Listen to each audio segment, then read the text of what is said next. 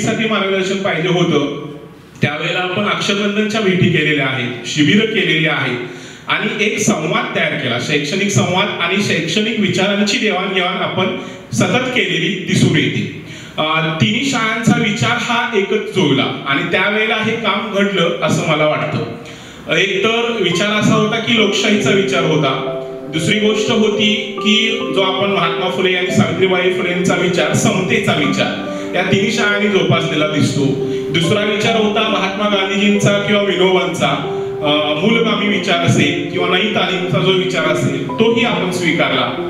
पुढचा विचार असेल वैज्ञानिक दृष्टिकोनाचा, दाभोळकरांचा, तर तोही आपण स्वीकारलेला दिसतो. म्हणजे पुस्तकी ज्ञानाच्या कक्षेत राहून सुद्धा आपल्याला बाह्य विचार जे समाज उपयोगी आहेत, जे समाज घडवण्यासाठी खूप महत्वाचे आहेत, असे विचार ज्या शाळांनी स्वीकारलेले आहेत त्याच्यात प्रामुख्याने आपल्या 3 शाळांचा उल्लेख हा नेहमीच केला जातो किंवा केला जाईल. आणि म्हणूनच या शाळांशी आपण नेहमी गप्पाटप्पा करतो, शैक्षणिक विचार स्वीकारतो, शैक्षणिक विचारांची देवाणघेवाण करतो आणि ज्या ज्या वेळेला संधी मिळेल त्यावेळेला हे विचार एकमेकांच्या पर्यंत पोहोचवण्याचा प्रयत्न करतो आणि असाच हा विचार आज पोहोचवण्यासाठी या ठिकाणी आपण जमलेलो आहोत. दुसरी एक गोष्ट मला अशी सांगावीशी वाटते की कुठल्याही शाळेची प्रगती ही 2-3 गोष्टींवरती ठरलेली असते. एक तर शाळेचा भौतिक विस्तार म्हणजे शाळा मोठी किती झालेली आहे, त्याच्यामध्ये सोयीसुविधा किती आलेल्या आहेत याच्यावरती त्या शाळेची प्रगती ठरते. आणि दुसरा विचार आहे तो शैक्षणिक गुणवत्तेचा विचार. शैक्षणिक गुणवत्ता ही 2 टप्प्यांवर मोजली जाईल. एक तर शिकणाऱ्या विद्यार्थ्यांची गुणवत्ता आणि शिकून गेलेल्या विद्यार्थ्यांची गुणवत्ता. म्हणजे शिकून गेलेले विद्यार्थी समाजात काय करतायत आणि शिकत असलेले विद्यार्थी कशा प्रकारे शिकतायत, त्या दोन्ही गोष्टींच्या वरती ही शैक्षणिक गुणवत्ता प्रत्येक शाळेची ठरत असते किंवा प्रत्येक शाळेचा विकास हा ठरत असतो. आणि ह्या दोन्ही गोष्टी आपल्या दोन्ही शाळांच्या बाबतीत, या शाळेच्या बाबतीत असेल आणि आपल्या शाळेच्या बाबतीत असेल, त्या खूप उत्तमरित्या चाललेल्या दिसतात. थोडंसं म्हणजे माझ्या विद्यार्थ्यांच्या बाबतीत म्हटलं तर दोन्ही शाळांचे विद्यार्थी हे वेगवेगळ्या क्षेत्रामध्ये आपल्याला दिसतात आणि दोन्ही शाळांचे विद्यार्थी समाजभान जपणारे दिसतात. मग आपल्या शाळेच्या विद्यार्थ्यांचा सध्याच आपण एक दत्तक योजनेसाठी आवाहन केलेलं आहे, रौप्य महोत्सवाला केलं होतं, त्यावेळेलाही विद्यार्थ्यांनी भरपूर असा प्रतिसाद दिला आणि आजही ते विद्यार्थी देत आहेत. हे एक महत्वाचा दुवा आहे दोन्ही शाळांचा की विद्यार्थी समाजभान जपतायत. या शाळेच्या बाबतीत काय होतंय हे आपल्याला आज जाणून घ्यायचं आहे की हा त्याच्यामध्ये आज आजी विद्यार्थी आहेत आणि माझी विद्यार्थिनी सुद्धा या शाळेची आहे. आणि हे विद्यार्थी समाजामध्ये वावरत असताना शाळेने जे त्यांच्यावरती संस्कार केलेले आहेत, शाळेमध्ये ज्या त्यांनी गोष्टी शिकलेल्या आहेत त्या त्यांच्या जीवनामध्ये कशा प्रकारे ते अंमलबजावणी करतायत किंवा कशा उपयोगी पडतायत याच्यावरती गप्पा टप्पा आज आपल्याला करायच्या आहेत. त्यांच्याकडूनच आपण अधिकरित्या ह्या सगळ्या गोष्टी समजून घेऊया. अगदी अनौपचारिक गप्पा टप्पा असतील, आपल्याला प्रश्न विचारायचे आहेत, त्यांनी जमेल तसं त्यांनी उत्तर द्यायचं आहे, कुठलंही दडपण न घेता. हे सगळे आमच्याच परिवारातले आहेत, फक्त ते बेळगावकरांचे पुणेकर झालेले आहेत. तर एवढंच त्याच्यामध्ये फरक आहे. त्यामुळे तुमची शाळा आणि आमची शाळा अशी काही वेगळी नाही आहे. भरपूर वेळा आम्ही तुमच्या शाळेत सुद्धा येऊन गेलेलो आहे. प्रत्येक शिक्षक जवळपास तुमच्या शाळेमध्ये येऊन गेलेला आहे आणि तुमच्या शाळेतले बरेचसे शिक्षक आमच्या शाळेत सुद्धा आलेले आहेत. त्यामुळे एकच शाळा आहे असं आपण समजूया आणि हा संवाद या ठिकाणी वाढूया. पहिल्यांदा मी तुलांना विनंती करतो की तुम्ही तुमची ओळख करून द्या. हॅलो, मी उन्नती, मी अक्षरबंधन शाळेत इयत्ता 9वी मध्ये आहे. हॅलो, मी सरी सावंत, मी आता सप महाविद्यालयात 12वी करते आणि मी अक्षरबंधनची माझी विद्यार्थी आहे. हॅलो, मी मल्हार, मी इयत्ता 5वीत आहे. तिघांचंही आपण स्वागत करूया आपल्या शाळेकडून. मी मेवरे सरांना विनंती करतो की त्यांनी सईचं स्वागत करावं.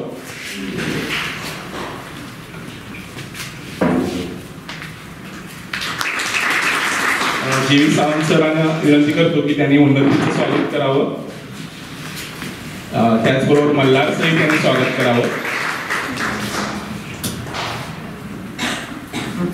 पालक प्रतिनिधीमधून गौरीताई आहे, गौरीताईंचंही स्वागत करावं सरांनी. आणि छोटा मित्र अर्हन सुद्धा आहे, अर्हनचं सुद्धा आपण स्वागत करूया. याच्यानंतर त्यांच्याकडून आपण जास्त आज आपण जाणून घेऊया. मग मी विनंती करतो की पहिल्यांदा कोण बोलणार? सई? ठीक आहे, चालेल.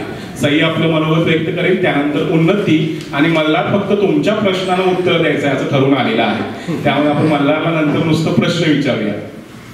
मला खरं तर कळत नाही आहे कुठून सुरुवात करायची, पण अक्षरनंदन आता मी माझी विद्यार्थिनी आहे, तर मला बाहेर पडून कळतंय की माझी शाळा कशी वेगळी आहे उरलेल्या जगापेक्षा. तर एकतर माझ्या शाळेने मला माणूस बनवलं आहे, मला स्वातंत्र्य, समता, बंधुता सगळ्याची जाण आहे आणि मला बाहेरच्या जगात वावरताना कळतंय की या सगळ्या गोष्टी किती महत्त्वाच्या आहेत आणि मग मी त्या माझ्यामध्ये बाळगून खूप कॉन्फिडेंटली बाहेर पडली आहे. तर याचं श्रेय माझ्या शाळेला जातं.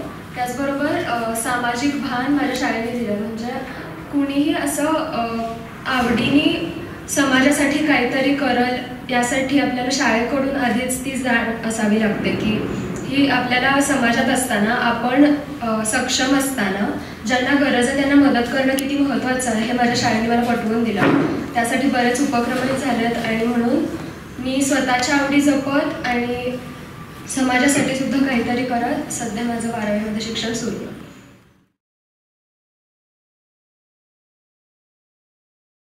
चौथीमध्ये चौथीमध्ये दुकान जत्रा पहिली असते.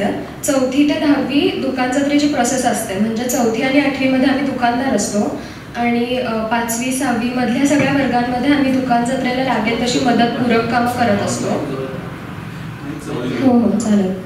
तर 4थीमध्ये दुकान जत्रेत म्हणजे आता लहान मुलं असतो आम्ही, तर बाहेर व्यापार कसा होतो, वस्तू कशा बनवतात, कशा विकतात, मोजमाप कशी होते, नफा तोटा याबद्दल आपल्याला प्रश्न असतात लहानपणी. तर 4थीमध्ये पहिली दुकान जत्रा होते तेव्हा ती प्रक्रिया उलगडून देते शाळा आम्हाला खूप छान प्रकारे. खूप चर्चा होते आमच्यात आणि मग ती सगळी प्रक्रिया होते. तर या चर्चेमध्ये मुलांचा वाटा खूप मोठा असतो. भरपूर प्रश्नोत्तरं होतात तायांबरोबर. तर समजा आता मी वनस्पतींच्या स्टॉलवरती आहे, तर आम्ही ठरवतो की वनस्पती कुठून घ्यायच्या, त्या कुठून स्वस्तात मिळतात, कुठली फुलं घ्यावीत, ती किती वेळ टिकतात, मग त्याच्यामध्ये कर्ज घेणं, ही सगळी प्रक्रिया दुकान जत्रेच्या सुरुवातीला होते. तेव्हा मी मुलाखती घेतो त्या दुकानदारांची बोलतो, त्यांची सगळी प्रोसेस समजून घेतो आणि मग ताईंकडून म्हणजे बँकेकडून कर्ज घ्यायचं, ताई जामीन असतात, अशी सगळी चर्चा होते आणि मग दुकान जत्रा होते. म्हणजे सई दीदी म्हणाली तसं की झाडांचा स्टॉल असेल तर मग आम्ही झाडं घ्यायसाठी आधी ताईंसोबत नर्सरीमध्ये जाऊन झाडं बघून येतो, कोणती कोणती घ्यायची, कोणती कोणती नाही. तसंच अजून एक स्टॉल असतो की त्या स्टॉलवर सगळे बेकरी प्रोडक्ट्स असतात, केक, कुकीज, तर ती एक संस्था बनवते. तर मग त्या संस्थेत आम्ही जाऊन येतो. मग कर्ज फेडायचा असतो, मग तो कसा फेडायचा एक प्रश्न असतो. जर का वस्तू विकल्याच गेल्या नाहीत तर काय करायचं असं असतं. मग मला आठवतंय 4थीत आमची चर्चा झालेली. ताईने विचारलेलं कर्ज घेतलाय तुम्ही पण पैसे परत दिले नाही, वस्तू विकल्या गेल्या नाही तर कसं करणार. तर आम्ही खूप विचार केलेला आणि मग शेवटी ठरवलेलं की आम्ही सुट्ट्यांमध्ये काय काय बनवून विकू. मुळात वस्तूचं मी इतक्या छान हे करू आणि त्याची जाहिरात वगैरे इतकी छान करू की गिराईक ते नक्की घेणार आणि आम्ही कर्ज फेडू शकणार असं होतं. मग दुकान जत्रा झाली आणि आई बाबा आले माझ्या स्टॉलवरती आणि ती सगळ्यात छान मेमरी आहे माझी दुकान जत्रेबद्दल की मी माझ्या आई बाबांना एक रोप विकलं, तर ते खूप मस्त होतं. आणि मग दुकान जत्रेनंतर पैसे पोचेपर्यंत मुलांचा सहभाग त्यात असतो. ताई फक्त मार्गदर्शनाला असतात, सगळं मुलं करत असतात आणि अख्ख्या वर्गाचा सहभाग असतो याच्यात. म्हणजे तुम्हाला करायचं नाही करायचं अशी चॉईस नसते, सगळेजण ते नक्की करतात. तर हे 4थीचं झालं. म्हणजे त्याच्यामध्ये ताईंची बरीच मदत असते, आम्हाला प्रक्रिया माहीत नसते आणि आम्ही प्रश्न उत्तरं यातून ते शिकतो. मग 5वी 6वीमध्ये लागेल तशी मदत करतो आम्ही 4थीच्या मुलांना, प्रोडक्शन, क्राफ्ट या सगळ्यामध्ये. आणि मग 4थी आणि 8वीत दुकानदारांचा मान असतो आम्हाला की आम्ही दुकानदार घेणार, आम्ही ठरवणार काय विकायचं, आम्ही ठरवणार कर्ज वगैरे, हे सगळं आम्ही.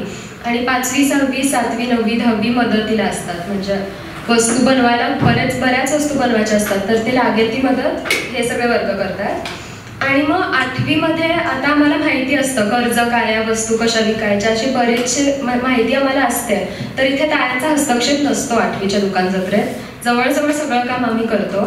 तर 4थीचं वैशिष्ट्य हेच आहे की आम्हाला व्यापार कसा करायचा याची साधारण जाण येते आणि 8वीत पुन्हा एकदा सगळं येत असतं. तर तायांची मदत बऱ्यापैकी न घेताच आम्ही दुकान जत्रा करतो.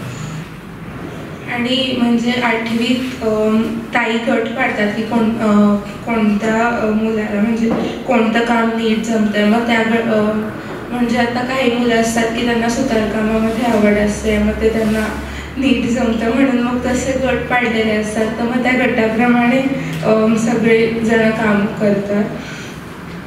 आणि म्हणजे आता एखादी वस्तू बनवण्यासाठी काही सामान लागणार असेल, म्हणजे क्विलिंगचे मॅग्नेट्स बनवण्यासाठी स्ट्रिप्स आणि फेविकॉल लागणार असेल, तर मग ताई एका विद्यार्थ्याला घेऊन जातात दुकानात आणि मग ते हवं तसं सामान घेऊन येतात.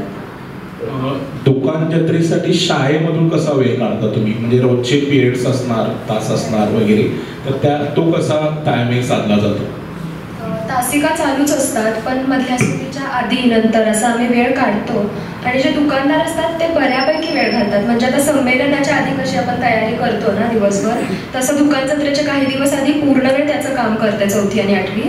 आणि बाकीचे वर्ग वेळ मिळेल तसा, मग काही जणांना खूपच आवड असली तर शाशीची तासिका वगैरे बुडवून असं ते मदत करायला येतात. आणि हां, म्हणजे तासिका ॲडजस्ट करतात सगळेच, असं आहे.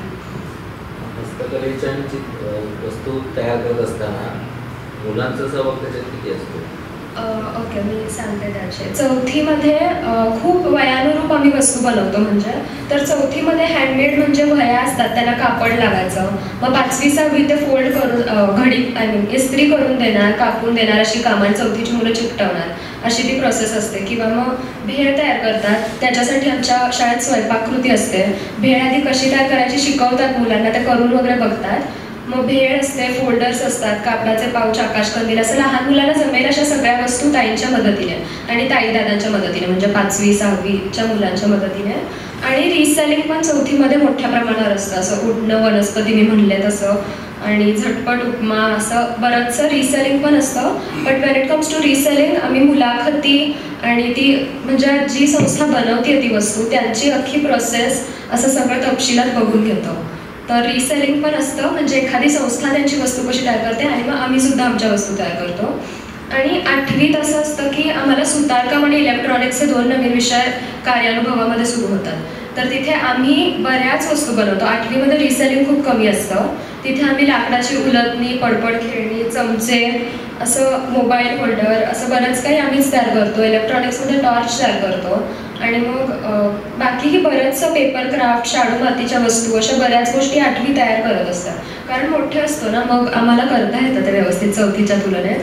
आणि हां, बांधणीचे रुमाल, हां, असं सगळे वेगवेगळ्या टाळ्या येतात बाहेरून आणि आम्हाला शिकवतात. आणि मग ज्यांना जसा रस असेल तसं तसं आम्ही प्रोडक्शनमध्ये भाग घेतो. असताना वेस्टेज राहतं, त्याचं काय करतो? म्हणजे वेस्टेज राहतं तर तेच की आमच्या शाळेमध्ये कापडाचा जर का काही असेल तर उरलेलं कापड वापरूनच ते वह्यांची कवर तयार करत असतात. किंवा असं म्हणजे बऱ्यापैकी आम्ही रिसायकलिंगच करतो या क्राफ्टमध्ये, त्याच्यामुळे त्याच्यात वेस्टेज नाही राहत, असं आहे. म्हणजे सुतारकामाला आम्ही यावर्षी ट्रे वगैरे बनवले, त्याला लाकूड विकत नव्हतं आणलं, शाळेत होतं तेच वापरलं होतं. आणि फारसं आम्ही विकत आणत नाही, म्हणजे सुतारकामासाठी जे आहे तेच वापरलं जातं. तुझ्याकडे कोणता स्टॉल होता यावर्षी? यावर्षी झाली नसेल की मागच्या वर्षी झाली ना? हो. हां, तुझ्याकडे कोणता स्टॉल होता? माझ्याकडे सुतारकामाचा आणि इलेक्ट्रॉनिक्सचा होता. त्यात तू काय तयार केलं होतंस? एक्सटेन्शन बोर्ड बनवला होता, परत ट्रे, पॅड, पडपड खेळ आणि उलटणं.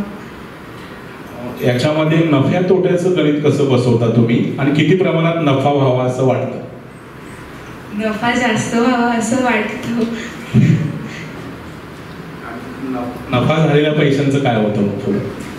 नफा झालेले पैसे शाळेतच देतो. हो. आणि जर तोटा झाला तर? तोटा झाला तर तोटा मी तरी म्हणजे मला नाही आठवत 4थी आणि 8वीत कुठल्या स्टॉलवरती तोटा झाला. तुमच्या मित्रांच्या वगैरे स्टॉलचा झाला तर त्यांनी काय केलं? मला खरंच आठवत नाही तोटा झालेला असं आठवत नाहीये, कारण पालक मुळात येऊन भरभरून प्रतिसाद देऊन जातात. शाळेचे पाहुणे बरेच येतात आणि ते हौशीने घेतात आम्ही केलेल्या वस्तू. असं तुम्ही सगळे चांगले दुकानदार आहात. जाहिरातीसाठी आम्ही खूप आधीपासून तयारी करतो, स्लोगन्स वगैरे तयार करतो, शाळेभर पोस्टर वगैरे लावतो. आणि मग वस्तू विकत नाही येत असं झालं तर मुलं आरडाओरडा करायला लागतात, मग त्यांचे स्लोगन ओरडून गिऱ्हाईक अट्रॅक्ट करतात. असं तोटा नाही झालेला. आता इतक्या वर्षामध्ये समजा वस्तू शिल्लकच राहिल्या तर मग त्या सेल कशा करतात? वस्तू शिल्लक राहतात, त्याचा शाळेत उपयोग होतो. आमच्या सगळ्या त्या आम्ही बनवलेल्या वह्याच वापरतात, म्हणजे आपल्या कामांसाठी सगळ्या शिक्षकांच्या फोल्डर्स पण आम्ही तयार केलेल्या वापरतात. टॉर्चेसचा शाळेमध्ये उपयोग होतो. आम्ही केलेल्या वस्तू शाळेतही वापरल्या जातात आणि बाकीच्या राहिल्या तर पुढच्या वर्षी असं. मल्हारनं कोणता स्टॉल केला होता? मी म्हणजे गार्लिक ब्रेड, कपकेक वगैरे म्हणजे बेक केलेल्या पदार्थांचा स्टॉल होता आमचा. किती रुपयाला एक केक होता तुझा? ते मला म्हणजे आता तर आठवत नाही. आठवत नाही काय? किती फायदा झाला तुझ्या स्टॉलला? किती रुपये मिळाले? कितीतरी 2000 ते 3000 मिळाले होते. किती मित्र होता तुम्ही एका स्टॉलवरती? 3 ते 5 होतं. 3 ते 5. आणि कुठून आणला होता सगळे केक वगैरे? इथं बेकिंगचं एक दुकान होतं शाळेजवळ, तिथं आम्ही बघायला गेलेलो कसं तयार वगैरे करतात. मग तिथं आम्हाला त्यांनी दाखवलं कशापासून तयार करतात. कशापासून करतात तयार? चॉकलेट पावडर होती, मग मैदा, पीठ असं काय काय होतं. मग जाहिरात कशी केला तुम्ही?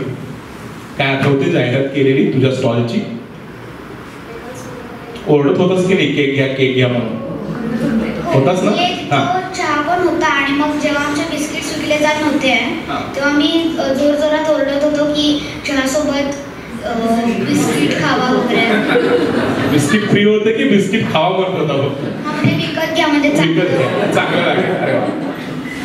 चहा पण तुम्हीच तयार केला होता सोबत की दुसऱ्या स्टॉलला चहा होता? हो, ते तिथं दुसऱ्या स्टॉलला चहा होता.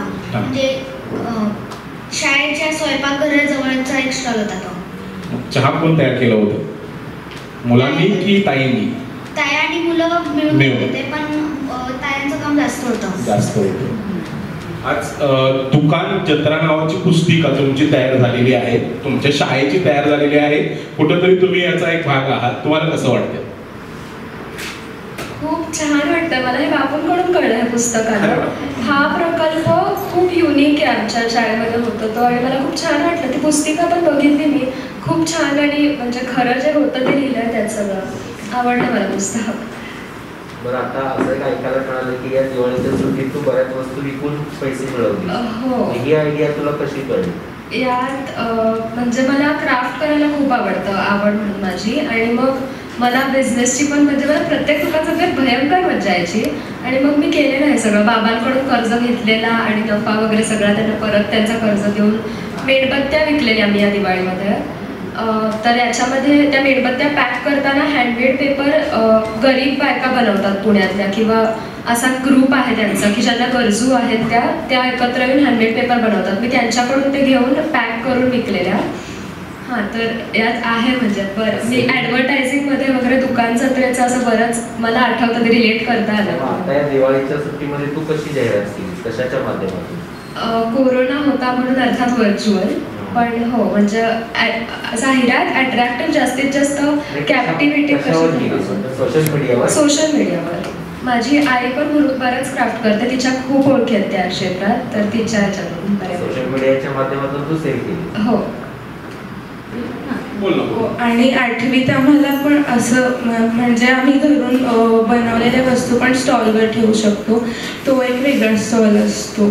म्हणजे छोट्याशा तसं नसतं. यावर्षी कसं होतं तर मी कॅन्डल्स बनवल्या होत्या, म्हणजे हिच्या आईनेच शिकवल्या त्या माझ्या मावशीनी, तर त्या बनवून मी स्टॉलवर ठेवलेल्या. आणि माझ्या मैत्रिणींनी कपकेक्स वगैरे बनवले होते, तर त्याचे आम्हाला पैसे मिळतात म्हणजे आम्ही बनवलेल्या वस्तूचे. तुम्ही विकलेल्या वस्तूंचे पैसे तुमच्यावरच ठेवता की आई बाबांना देता? नाही, म्हणजे मी आईला सांगितलं की ते माझ्या अकाउंटमध्ये. किती जमा झाले त्या अकाउंटवरती? आता मला आठवत नाही. पासबुक चेक केलं नाही? मला अजून एक सांगायचं, मी 8वीत होते तेव्हा शाळेचा रौप्य महोत्सव होता, 25वा वर्ष होतं. तर ती दुकान जत्रा खूप मोठी झालेली, म्हणजे आमचं मोठ्या शाळेचीच बिल्डिंग असते प्रत्येक वेळेला. मोठ्या शाळेची दुकान जत्रा म्हणलं की या याच्यात अख्खी शाळा होती, छोटी शाळा, ग्राउंड, मोठी शाळा भरून स्टॉल्स होते आणि परदेशातून वगैरे असं शाळेचे बरेच पाहुणे आलेले, खूप मोठ्या प्रमाणावर झालेली ती दुकान जत्रा. मुळात त्या वर्षीच प्रत्येकच कार्यक्रम खूप वेगळ्या लेवलला झालेला आणि तेव्हा बाहेरून वगैरे पण लोक आलेले विकायला आणि प्रोडक्शन खूप मोठं होतं, म्हणजे अख्ख्या शाळेने मदत केलेली आमचीच दुकान जत्रा असली तरी 8वीची, असं म्हणतात त्या. दुकानात दंगा होतोय की नाही आणि कचरा बरं काय करता मग? म्हणजे प्रोडक्शनच्या वेळेला आता कुणाला काय आवडतंय, कधी कुणाला नवं बेचं मिळतं, मग ते बरंच भांडणं वगैरे असतात कामासाठी. भेळेच्या स्टॉलवर प्रत्येकाला असायचं असतं,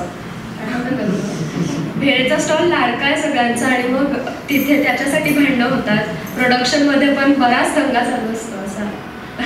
याच्या मध्यस्थी कोण करतं आणि त्यातून मार्क कसा निघतो?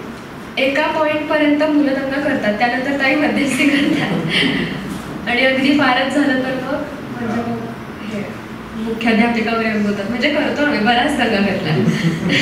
शिक्षक रागावतात? रागावतात. आम्ही करतो संमेलन वगैरे असं जरा फ्री टाइम दिला ना आम्हाला मुलांना की मग दंगा होतो. म्हणजे सगळ्याच स्टॉलवर अशी जास्त गर्दी असते, पण भेळेच्या पावभाजीच्या स्टॉलवर जरा मोठीच्या मोठी रांगच लागलेली असते. किती स्टॉल असतात तरी? म्हणजे एकाच दिवशी असते 4थीची आणि 8वीची दुकान जत्रा? नाही, 4थीची वेगळी असते आणि 8वीची वेगळी असते. 4थीची असते त्यावेळेला सगळे पालक येतात की फक्त प्राथमिकचे येतात? कसं आहे तुमचं नियोजन? फक्त प्राथमिकचेच पालक येतात 4थीचे आणि मग 8वीचे असते तेव्हा माध्यमिकचे पालक येतात. मुलांची निवड कशी केली जाते असं ताईंचा प्रश्न. असं काही नाही, म्हणजे ताई गट पाडतात स्टॉलवर कोण कोण असणारे, तर मग त्या गटाप्रमाणे प्रत्येक जण स्टॉलवर उभे राहतात. म्हणजे तुमच्या आवडीनुसार गट असतात की ते काम दिलं जाईल ते करायचं असं ठरलेलं असतं? आवडीनुसार नसतात, ताई जे गट पाडतील तसंच. आता समज तुला एखाद्याला सुतार काम आवडत नसेल तर तो पण तिथंच थांबायचं की त्याने दुसऱ्या गटात काम करायचं, असं का असतं? ऍक्च्युली प्रोडक्शनमध्ये सगळी कामं करून बघतात, पण मग आवडीनुसार नाही देतात, कारण मी जसं सांगितलं भेळेच्या स्टॉलवर प्रत्येकाला असायचं असतं, त्याच्यामुळे प्रोडक्शन सगळे करतात, दुकानावर कोणी कसं थांबायचं हे ताई ठरवतात. पूर्व तयारीमध्ये बँकिंगचं काय काय तुम्हाला शिकवलं गेलं? 4थीच्या लेवलला तू सांग, 8वीच्या लेवलला तुम्ही सांगा, तुम्हाला काय काय व्यवहारामधलं शिकवलं गेलं? पैशांच्या व्यवहारामध्ये म्हणजे आम्हाला म्हणजे लवकर म्हणजे गणित करायला वगैरे तर येतच होतं, पण असं जामीनदार वगैरे वगैरे. जामीनदार काय असतं प्रकरण? म्हणजे काय नेमकं जामीनदार म्हणजे काय आणि कोणी राहायचं जामीनदार, का राहायचं?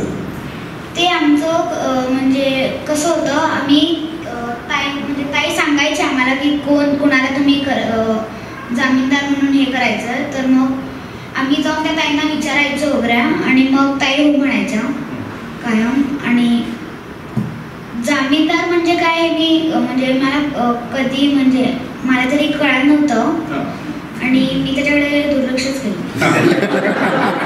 त्याच्यामुळे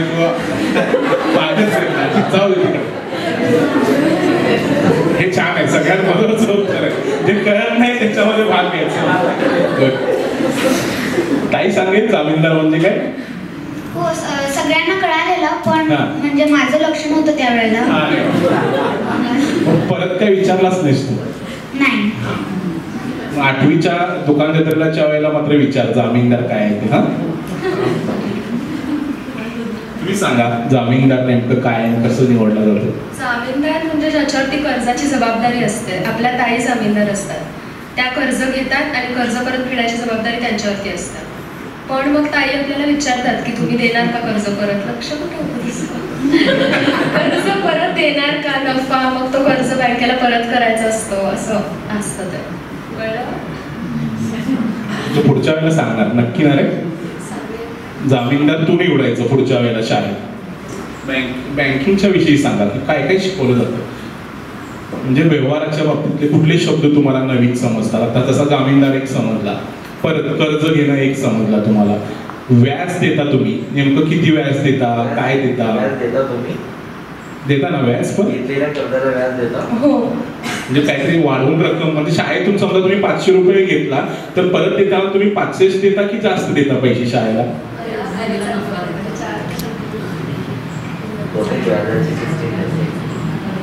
की झालेला नफा सगळा देऊन टाकता? जेवढे घेतले तेवढेच परत देता? हो. ठीक आहे. हा बोल मला.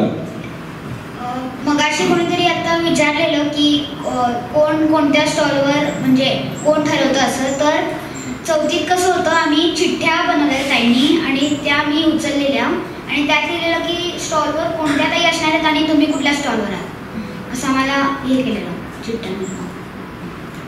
मला अजून एक तुम्ही आता प्रश्न विचारला, मला नक्की आठवत नाही आहे बँकिंगचं काय काय, कारण मी म्हणजे 4 वर्षांपूर्वी माझी दुकान जत्रा झालेली 8वीची. पण पुस्तकी ज्ञान आपल्याला असतं, गणित विषयात असतं की व्यापार म्हणजे काय असतो, नफा तोटा टक्केवारी कशी काढायची असते, कर्ज काय, व्याज काय, मग चक्रवाढ व्याज, हे सगळं माहिती असतं. पण हे सगळं आम्ही अप्लाय केलेलं इथे. ते काही जणांना जमलं नाही, म्हणजे अवघड गेलं, पण अप्लाय करता आलं. कारण पुस्तकामध्ये पण कळतं आपल्याला सगळं, पण ते ॲक्च्युली कसं व्यापारात हे होतं हे दुकान जत्रेमुळे कळतं. मला वाटतं हे सगळ्यात महत्त्वाचं केला होता तो. हां, सगळ्या पुस्तकी टर्म्स इथे अप्लाय करता येतात असं.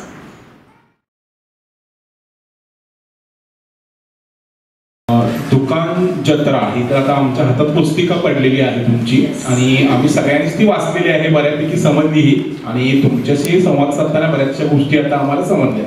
पण फक्त आजचा हा संवाद एका पुस्तकापुरता मर्यादित न ठेवता ओव्हरऑल अक्षरनंदन काय आहे हे थोडंसं आम्हाला समजावं यासाठी मी तुम्हाला काही प्रश्न विचारतोय. तुम्हाला जमेल तशी तुम्ही उत्तरं देऊ शकता. हा, थोडेसे एका वाक्यातले प्रश्न असतील, थोडेसे विस्तृत प्रश्न असतील, तुमच्या पद्धतीने तुम्ही उत्तर द्या. अक्षरनंदन असं म्हटलं की तुम्हाला काय आठवतं? खरं बोलायचं झालं तर अक्षरनंदन म्हटलं की मला भयंकर दंगा केलेला आठवतो. आमच्या पौर्णिमेचे म्हणजे आम्ही रात्री शाळेवरती राहायला जायचो ते आठवतं, रायगडची ट्रिप आठवतं. आणि हां, मला सध्या एवढ्या ठळक गोष्टी आठवत आहेत कारण मी खूप मिस करते ते सगळं दंगा वगैरे घालणं. कॉलेजमध्ये तसं नाही करत आम्ही. मल्हार, तुझी शाळेचं नाव घेतलं की तुला काय आठवतं? म्हणजे अभ्यास किंवा मित्र. अभ्यास आठवतो? आवडतो अभ्यास? नाही.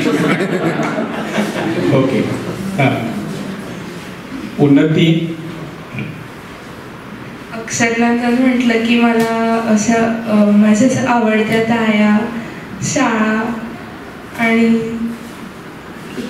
सहली कोणकोणत्या ठिकाणी गेलेलं ते सगळं आठवतं. शाळेतील हा दुकान जत्रा तर झाला, पण आणखी कोणते उपक्रम तुम्हाला सर्वात जास्त आवडतात किंवा आवडले होते? लिस्ट खूप मोठी आहे ती, मी आता मला आठवतं तसं. पण मला बालवाडीमध्ये आम्हाला अशा गोष्टी सांगितल्या जातात लहानपणी की तुम्ही पैशाचं झाड लावलं की काय, म्हणजे पैसा पेरला की पैशाचं झाड येतं, मणी पेरला की मणीचं झाड येतं. आणि आम्हाला असा प्रश्न होता एकदा मला आणि माझ्या मित्रांना की आम्ही मणी पेरून बघतो त्यातून मण्यांचं झाड येईल का. मग आम्हाला करवंट्या वाटलेल्या आणि प्रत्येकामध्ये आम्ही एक एक मणी आणि गव्हाचा दाना पेरलेला आणि वाट बघितलेली रोज कुठलं झाड येतं. दोन्ही झाडांची वाट बघितलेली, गव्हाचं झाड छान आलेलं. असं तो एक मला खूप आवडीचा प्रकल्प होता, अजूनही आठवतो असा. त्याच्यानंतर 3रीमध्ये आम्हाला अश्मयुगाचा इतिहास असतो म्हणजे, तर तेव्हा आम्ही बटाटे, आता आपण म्हणतो कंदमुळं ते भाजून खायचे, म्हणजे नक्की काय करायचंय. आम्ही केलेली ती प्रॉपर शेकोटी केलेली आणि तिथे बटाटे भाजून बघितलेले, बाहेरून करपलेले आतून शिजलेले. मग ती माणसं कशी खात असतील असं आम्हाला कळलेलं. मग हत्यारं आम्ही तयार केलेली, दगडाने लाकूड घासून घासून लहान लहान हत्यारं तयार केलेली, त्याचं प्रदर्शन भरवलेलं. आणि आम्हाला असा प्रश्न होता की आपल्याला अंगठा का विकसित झाला. तर ताईंनी आम्हाला एकदा दिवसभर हे आणि हे बोट बांधलेलं सगळ्या वर्गाचं आणि समजावून दिलेलं की अंगठ्याची गरज का असते, माणूस असं उत्क्रांत का झाला असं. हे मला खूप आवडीचं प्रकल्प. मला तुझे काय उपक्रम आवडते शाळेतले?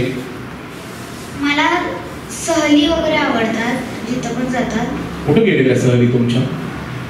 साखर कारखान्याची सहल म्हणजे आतापर्यंतची आवडती सहल आहे तुझी? वेगळी सहल. वेगळी सहल. अरे वा. मग अजून शिवनेरी, नाणेघाट, अजून खूप ठिकाणी गेले. तुला किल्ल्यांवर फिरायला जायला आवडतं? हो. त्याला महाराजांच्या इतिहासाची खूप आवड. तुला उन्नती शाळेतले कुठले उपक्रम आवडतात? दुकान जत्रा, सहली आणि वर्षोत्सव. ठीक आहे. अक्षरनंदन शाळेचं असं वेगळं पण असं तुम्हाला काय वाटतं?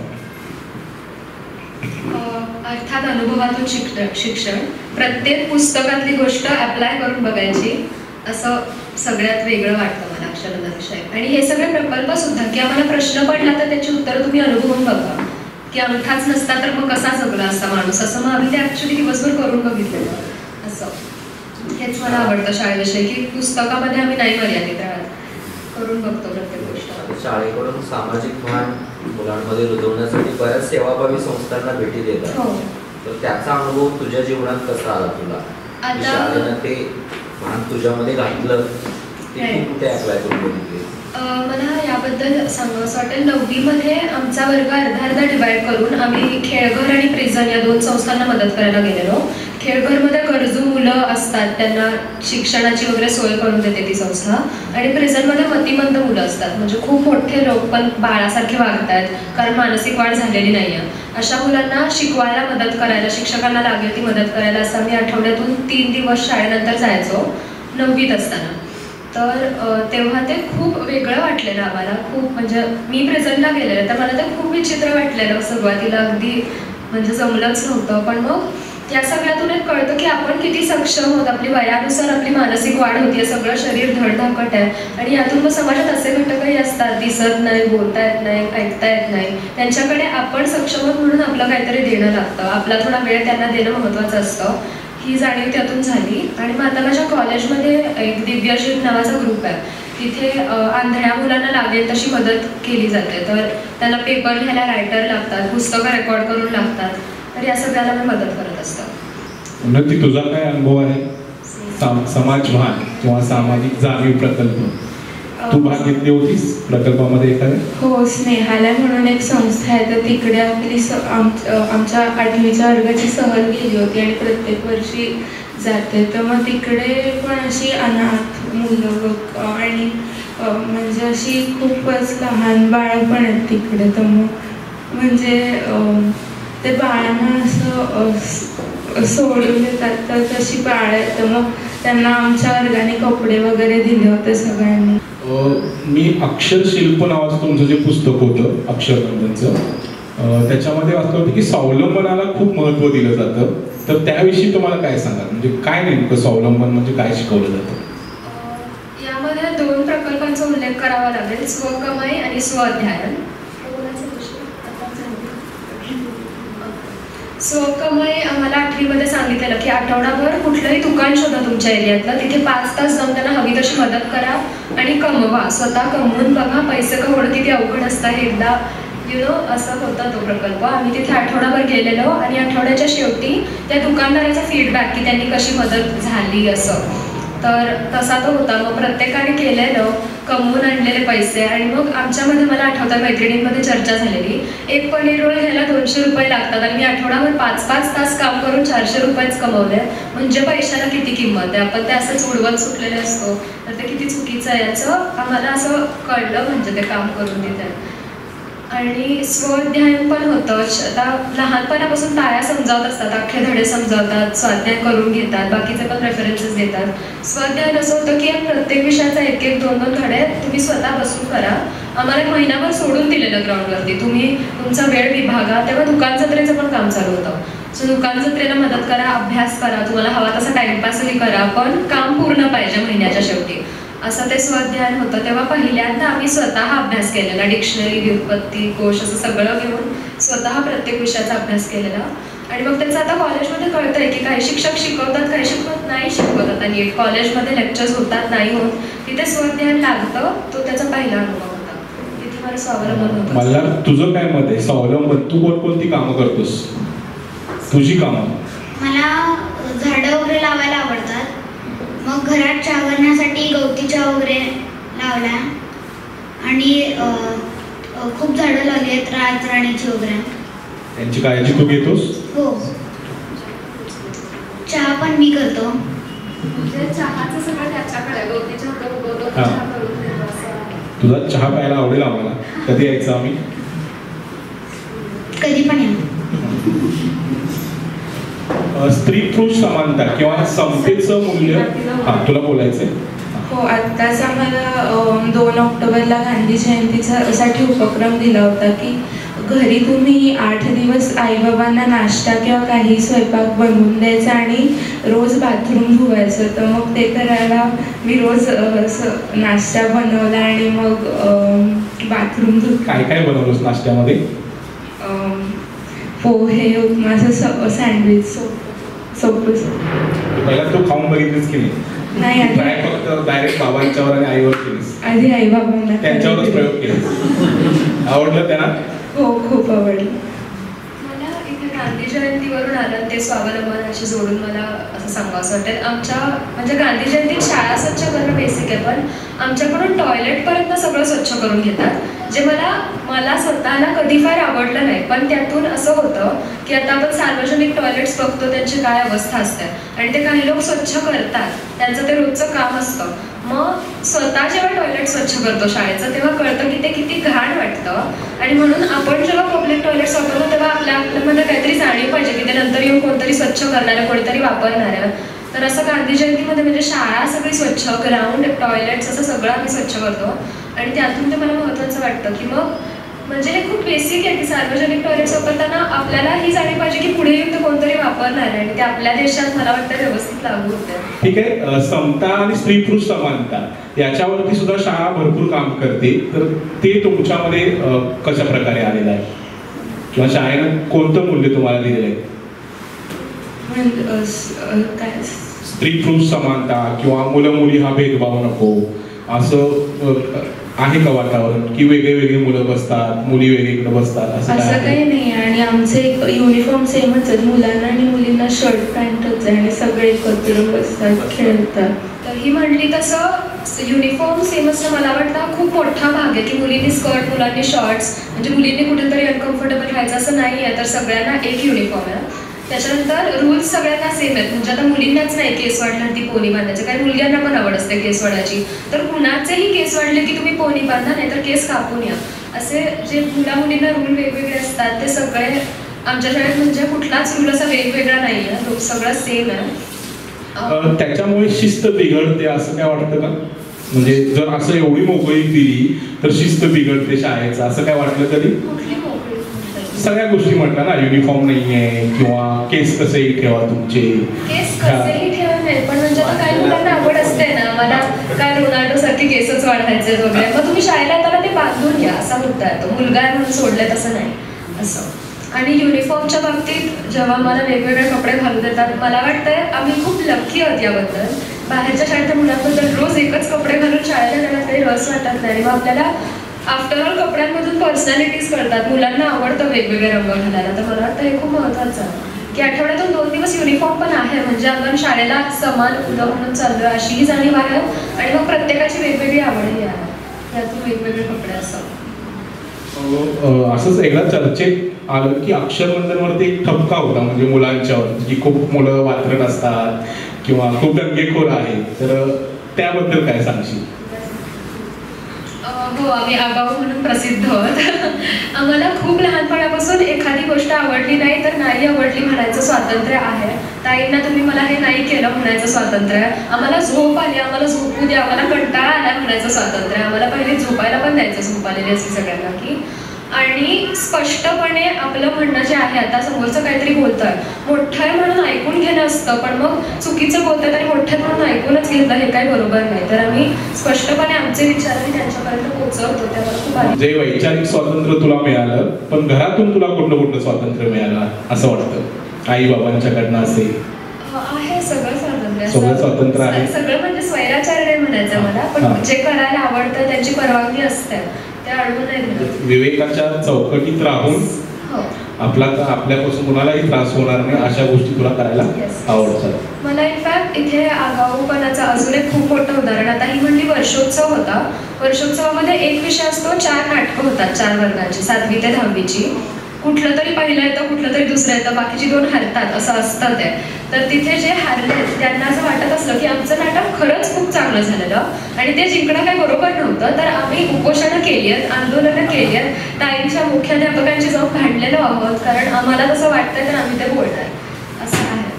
म्हणजे सत्याग्रहाचा मार्ग तुम्ही अवलंबलेला आहात. सई सावंत 10वी मध्ये 92 कितीतरी टक्के गुण घेते आणि एक वेगळी शाखा निवडते. याच्या मागचं कारण काय समजेल? हा दृष्टिकोन तुला कुठं मिळाला किंवा इकडंच जायचं होतं मला, म्हणजे तू कुठल्या शाखेत गेलीस तेही सांग आणि तिकडंच का जावं असं वाटतं तुला तेही सांग मला. मी कला शाखा घेतली आहे. मला भाषांची खूप आवड होती आणि इनफॅक्ट मला सायन्स सुद्धा म्हणजे खरंच चाललं असतं. मला सायन्सची पण भरपूर, विज्ञानाची आवड आहे, भाषांची आवड आहे, मानसशास्त्राची आवड आहे. तर माझं चाललेत आहे की ते, पण मग असं झालं की जर का सायन्सला गेले तर मला माझ्या बाकीच्या आवडी नाही जोपासता येणार. तर मला क्राफ्ट आवडतं, डान्स करते मी आणि बरंच काय काय चालू असतं इतर. मग ते सगळं बंद पडणार. अभ्यास आहे की अभ्यास होणार आणि तसं करायची गरज नाही. शिवाय आपल्या देशामध्ये बास झालेत आता इंजिनियर्स आणि डॉक्टर्स, हे एक होतं माझ्या डोक्यात. आणि मग इथे गरज आहे, मानसशास्त्रामध्ये लोकांची गरज आहे, भाषातज्ञांची गरज आहे. आपल्या वेगवेगळ्या शाळांमध्ये भाषांकडे काहीच लक्ष नसतं. आणि इनफॅक्ट सोसायटीमध्ये मी माझ्या मैत्रिणींची बोलते, इंग्लिश मिडियम आहेत त्या बऱ्यापैकी, तर सायन्सच आयुष्य असतं. सायन्सला नाही गेलं तर कमवतच नाही आहेत असं आहे. आणि इनफॅक्ट माझ्या कॉलेजमध्ये सुद्धा कला शाखेमध्ये मुलगे कमी आहेत, 5च आहेत वर्गात 100 जणांपैकी. तर तिथे हे दिसूनच येतं आपल्याला की मुलगा म्हणजे कमवलं पाहिजे म्हणजे सायन्सला गेलं पाहिजे, कला शाखेत जाऊन तर कुणी काही कमवत नाही. हा सगळा दृष्टिकोन असतो भारतामध्ये, म्हणजे असतोच असतो. तर तसं मी नाही बघितलं मग आणि ठरवलं की मला भाषांची जास्त आवड आहे आणि इथे गरज आहे लोकांची.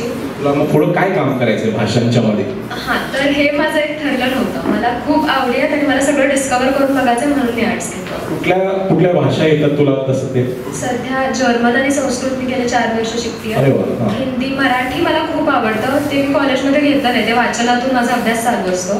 अवांतर वाचन. भाषा विशारद म्हणून काम करायचं आहे पुढे जाऊन. भाषा, मानसशास्त्र, समाजशास्त्र ही मला खूप आवडतं. समाजात राहून काम करायचं आहे. हो, खूप आवडेल. तुझं तर ठरलंय. उन्नतीनं काय ठरवलंय? मला आर्किओलॉजिस्ट व्हायचं. ते काय असते ते पण सांग मला. म्हणजे उत्खनन वगैरे करतात ते, तसं व्हायचं. मला काय ठरवलंय? त्याचं नक्की काय म्हणणार? क्रिकेटर. अरे बाप, IPL खेळणार की भारताच्या टीम मध्ये खेळणार? IPL मधून भारताच्या टीम मध्ये जाणार. अगोदर IPL खेळणार. मुंबई इंडियन्स काय दिल्ली डेअरडेव्हिल्स? कोण मला घेणार ते मला माहिती. जास्त पैसे देऊन त्यांच्याकडे जायचं, बरोबर ना? बॉलर की बॅट्समन? बॉलर की बॅट्समन? ऑलराऊंडर. मग काय प्रॅक्टिस सुरू आहे आता सध्या? हो. कुठं क्लब? लॉकडाऊन नव्हतं तेव्हा अकॅडमीला जायचो आणि आता लॉकडाऊन मध्ये मित्रांसोबतच खेळतोस. गुड. 24 तास त्यातच इन्व्हेस्ट. ठीक आहे. वैशाली आणि मोहनदादांच्या बरोबर सुद्धा तुमचं काम झालं होतं असं ऐकायला मिळालं मला. हो, मोहनदादांनी लैंगिक शिक्षणावरती 10वीत आमचा वर्कशॉप घेतलेला. तर मुळात लैंगिक शिक्षण 5वी पासूनच आमच्या शाळेत सुरू होतं. आता मुलगे आणि मुली यांची जी वेगवेगळं सांगायचं असतं तसं आम्हाला कधीच नव्हतं. एकत्र बसूनच प्रत्येक गोष्ट सांगितलेली, जेणेकरून तो कम्फर्ट येईल आणि या नॅचरल गोष्टी आहेत त्या माहिती असल्या पाहिजेत असं. पण ते थोडं कमी म्हणजे लहान मुलांच्या ह्याच्यात होतं आणि 10वीमध्ये डीपली सगळं ते होतं लैंगिक शिक्षण. तर त्याच्यामध्ये असं होतं की मग बरीच चर्चा झालेली की 5 दिवस बायका कुठल्या तरी महिन्यामध्ये चिडचिड करतात, तर ते का असतं? तर पिरियड्स असतात. पिरियड्स म्हणजे का असतं? मग त्यांना पॅड्स लागतात, ते आणून द्यावे मुलग्यांनी. असं बरीच मोठी ते 3 दिवसांचं वर्कशॉप होता आणि त्याच्यामध्ये सगळ्यांनी एकत्र बसून सगळं समजून घेतलेलं. खूप बेसिक गोष्टींपासून रेप्स कसे हँडल होतात इथपर्यंत सगळं आणि प्रत्येकाची त्यात काय भूमिका असते, आपण स्वतः काय केलं पाहिजे याने, असं खूप डीप झालेलं ते. आणि मग त्याच्यानंतर मला आठवतं आमच्या वर्गामध्ये सुरुवातीला कुणाच्या बॅगेतून पॅड पडला की खूप चिडवणार, काय झालं, हे काय पडलं वगैरे असं होतं. आणि नंतर मुलगे मुलींना पॅड आणून देत होते गरज पडेल तेव्हा. इथपर्यंत आमचं ते नातं गेलेलं, म्हणजे खूप कम्फर्ट होता आणि रिस्पेक्टही होता त्यात. आता सगळं माहिती होतं एकमेकांविषयी आणि असा एक वेगळा दृष्टिकोन तयार झालेला आणि खूप छान मित्र पण झालेलो आम्ही 8वी 9वी 10वीच्या काळात, असं आम्हाला आठवतं. पुढे जाऊन अक्षररंजनसाठी तुला काय करावं असं वाटतं? काय मदत करशील? कुठल्या कामात मदत करशील? मी हा विचार केलेला जर का मी भाषा शिकले तर मला आवडेल, खूप आवडेल तिथे शिक्षिका व्हायला. शिवाय म्हणजे आम्ही अधूनमधून जात असतो आणि मध्यंतरी आता लॉकडाऊनच्या आधीच मी आणि माझ्या मैत्रिणींनी ठरवलेलं संस्कृत 8वीत सुरू होतं आणि ते आम्हाला भरपूर अवघड गेलेलं 8वीत. म्हणजे अवघड म्हणजे नवीन काहीतरी, हे काय आहे, हे श्लोक आहेत, मग ते श्लोक संस्कृतमध्ये एवढे सगळे असतात वगैरे, असं आम्हाला नक्की पार्श्वभूमी नव्हती. तर श्लोक आपण लहानपणीच घरामध्ये शिकत असतो. मग मी आणि माझ्या मैत्रिणींनी असा विचार केलेला की आपण शाळेत जाऊयात, बालवाडीत अगदी जे शुभम करोती कल्याणम सारखे श्लोक मुलांकडून म्हणून घ्यायचे, म्हणजे त्यांना बेसिक आवड तयार होईल त्यात. आणि असं आपण शाळेला थोडा वेळ देत जाऊ असं आम्ही ठरवलेलं. लॉकडाऊन झाला ही गोष्ट वेगळी, पण म्हणजे असे बऱ्याच आयडियाज येत असतात. आणि मग मी रश्मीताईंशी जाऊन बोललेलो आणि त्या हो पण बोललेल्या, आम्ही प्लॅनिंगला सुरुवात पण केलेली लॉकडाऊन झाला. मला वाटतं जवळपास 1 तास ही गप्पांची मैफिल रमलेली आहे. अगदीच अनौपचारिक गप्पा आहेत, कोणतंही दडपण न घेता त्यांना जमेल तसं तुम्ही बोला असंच आम्ही सांगितलेलं होतं. आणि अगदीच त्यांना आम्ही 1 दिवसापूर्वी ह्या गोष्टी सांगितलेल्या आहेत आणि तरीही या तिघांनी खूप छान तयारी केली आणि जमेल तितक्या पद्धतीनं आपल्या अक्षरनंदन शाळेविषयी, तिथल्या उपक्रमांविषयी आणि एकंदरीत त्यांच्या आयुष्याच्या जडणघडणीमध्ये त्या शाळेची भूमिका काय होती किंवा काय फायदा झाला त्याला, त्यांच्या विचारसरणीत काय फायदा झाला, व्यक्तिमत्वात काय बदल झाले, या सगळ्याविषयी खूपच छान त्या बोललेल्या आहेत. सईकडे बघून तर वाटतं की ती नक्कीच पुढे जाऊन खूप मोठं काम उभं करेल या भाषा क्षेत्रामध्ये. तर खूप बरं वाटलं आम्हाला तुम्ही तिघही या ठिकाणी उपस्थित राहिलात. तुमच्यासाठी शाळेच्या सगळ्या आठवणी काल आम्ही एकत्र डिस्कस केल्या, खूप मजा आली. आज असं कधी झालं होतं इंटरॅक्शन, संधी मिळाली होती बोलायची? हे मला सांगायचं, मी इतक्या लोकांसमोर पहिल्यांदा पहिली पायरी तू चढलेली आहेस. हा ठीक आहे, अगदी जोरदार टाळ्या वाजवूया यांच्यासाठी आपण. यानंतर आजच्या कार्यक्रमाचा समारोप इंद्रजित मोरे सरांनी करावं असं मी त्यांना विनंती करतो. सर्वांना नमस्कार. खरं तर गुरुवारीच हा कार्यक्रम दुपारी ठरला आणि शाळेत असे जे पुण्याचे 3 विद्यार्थी अक्षरनंदनमधले आलेले आहेत त्यांच्याशी गप्पाटप्पाचा कार्यक्रम आपण करू. तर एका दिवसात त्यांनी जे अक्षरनंदन या लॉकडाऊनच्या काळात थोडीशी जी विस्मरणात गेलेली होती त्याचं त्यांनी काल चिंतन केलं आणि आपल्यापैकी बऱ्यापैकी म्हणजे 50% शिक्षक अक्षरनंदन समजावून घेतलेले आहेत. पण बाकीच्या सर्व शिक्षकांना खरं तर या 3 विद्यार्थ्यांनी अतिशय चांगल्या पद्धतीनं अक्षरनंदन समजावून दिलेले आहे की त्या ठिकाणी कशा पद्धतीने उपक्रम चालतात आणि त्याच्यातून मुलं कशी घडतायत त्याचं उत्तम उदाहरण म्हणजे सई जी बोलली इतक्या उत्स्फूर्तपणे तर ते आपल्याला दिसतं की त्या शाळेचं ते फलित आहे. आपल्या विनंतीला मान देऊन सई, उन्नती आणि मल्हार या ठिकाणी उपस्थित राहिले आणि आपल्याशी त्याने 1 तासभर गप्पा मारल्या. त्याबद्दल शाळेच्या वतीनं त्यांचे आभार व्यक्त करतो आणि मुळकर सरांचे आभार मानतो की त्यांनी हा कार्यक्रम घडवून आणण्यासाठी सहकार्य केलं. तर सर्वांचे आभार मानून हा कार्यक्रम संपला असं जाहीर करतो. धन्यवाद.